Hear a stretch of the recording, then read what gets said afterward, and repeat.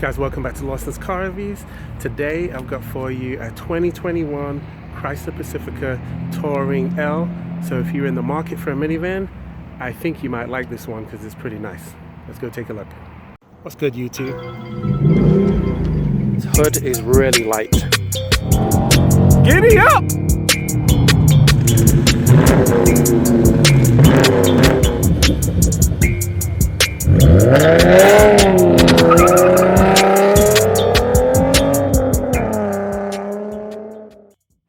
If you haven't already, be sure to subscribe to the channel and make sure that you hit the notification bell so that you can be alerted of any new uploads that I do, and hit the like because it helps the channel to grow. On with the video. So first off, guys, the Pacifica is the newer model of basically the Chrysler Town & Country. So this is what replaced the Town & Country, and as you can see, it's a much nicer looking vehicle. It has way more cool lines and it doesn't look as boxy as what the old Town & Countries looked.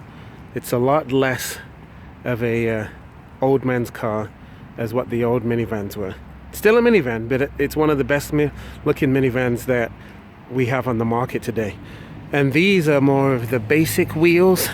So these are the smaller ones. These are only 235 60/18s, but I believe that you can get 20-inch rims on this particular model, which makes it look a lot nicer.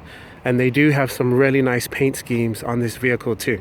So some of those things are a very nice upgrade compared to the older Town & Country.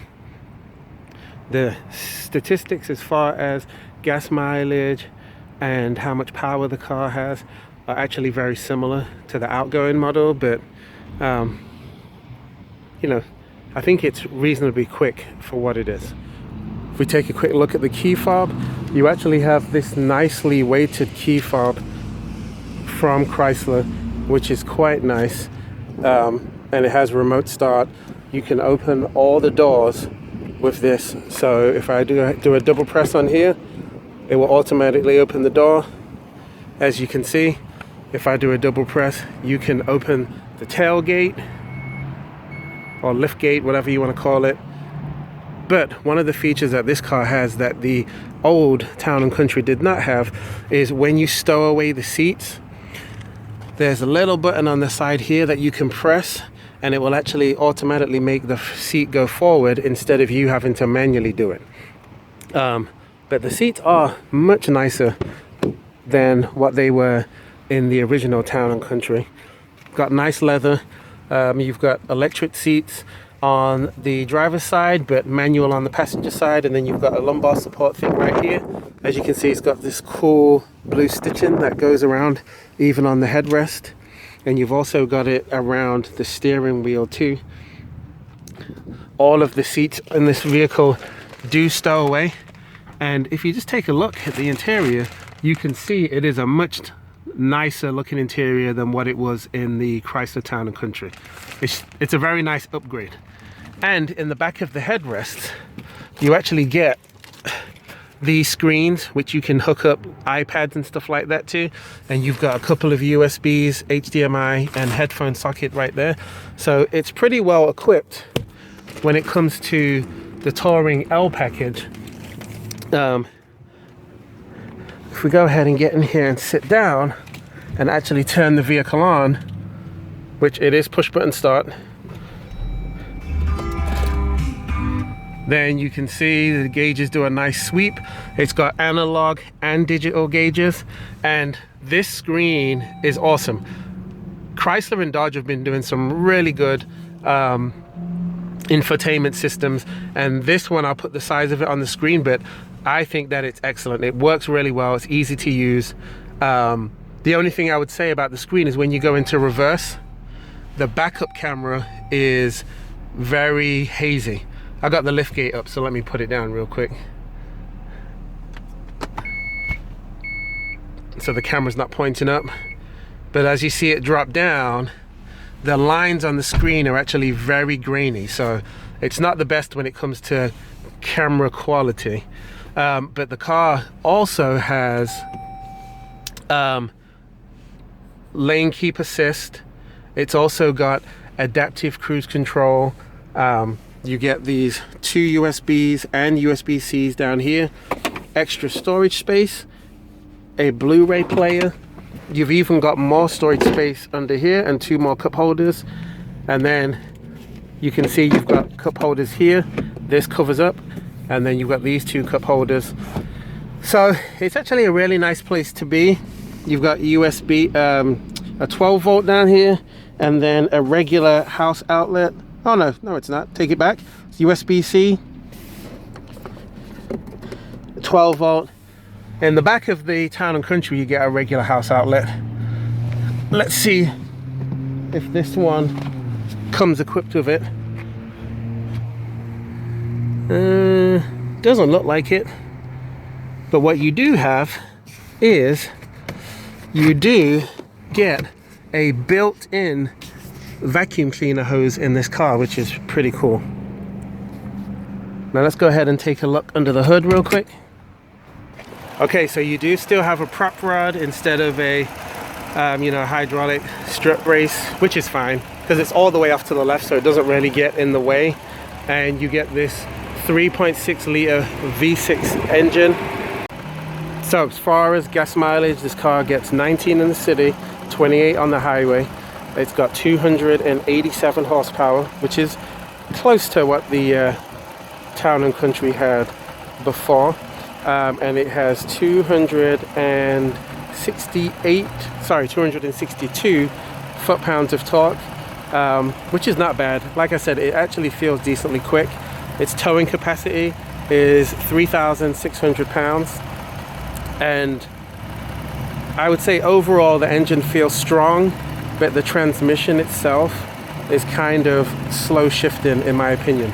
It's got a 9-speed automatic, and this car, for whatever reason, feels like it shifts slower than what my 2015 Town & Country shifts, which I find to be kind of strange.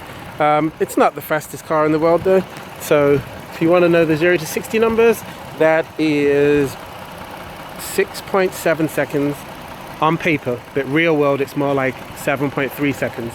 And the quarter mile comes by at 16 seconds flat. So it's really not a bad vehicle. It's got some great features to it. Let's go ahead and take a look at the cargo space in the back, and then we'll take it for a spin. So cargo space is pretty much almost identical to what it was in the older Town & Country vehicle. So it's big. It's 32.3 cubic feet with the seats all up. When you drop the seats and you stow them all away, you can get up to 140.5 cubic feet. So you've got a huge amount of storage space. And this car, if you have kids, is obviously extremely practical. Now, I'm really not a huge fan of the gear shifter being here on trucks and sports cars, but on a minivan, because the purpose of it is a little bit different and to be more practical, I actually don't mind the shifter being there. It's actually quite convenient. So you just give it a turn to the right, we'll put it in drive, and then we'll take this thing for a spin.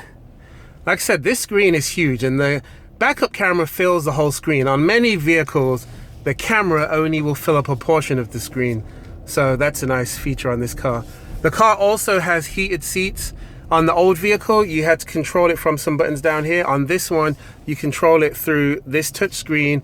You see you got heated seats, and you've also got a heated steering wheel, which is great when it comes to wintertime. Now, I've been driving this car about 20-25 minutes, and one thing that I've noticed right away, comparing it to the outgoing Town & Country, is this vehicle, it's a little bit smoother than the Town & Country, and that could just be to do with the tires. The suspension feels a little bit softer, but the main thing I would say is the car is a lot more refined and a lot quieter when you're driving it around. I said this earlier, but the transmission, this 9-speed, is not that responsive. So when you put your foot down, it takes a while before it actually picks up speed or before it finds the right gear. So I'm not really a fan of that part. But if you're just doing, you know, basic driving, it's fine. But if you really want to overtake a car on the highway, I don't think it's the best that it takes so long to shift down. But it definitely drives smooth. It's definitely quiet. This rear view mirror, I feel like they should have done a frameless rear view mirror, especially since that's the thing for more of the modern cars, and it would have given it a bit more of a modern look. But overall, for a minivan, I think that this is one of the best looking. It's either this car or it's the Kia Carnival, which is pretty new and expensive. But these two are the best looking minivans. I think it looks better than the Sienna, and I also think that it looks nicer than the Honda Odyssey. So let me know what you guys think. Put your comments down below, ask any questions, and I'd be happy to answer, because I've driven like 3 of these Pacificas now, and I also own a Town and Country, so I think I can answer you pretty accurately. So thanks for watching. I'm gonna put my Lawson score up on the screen, and I will see you guys in the next one.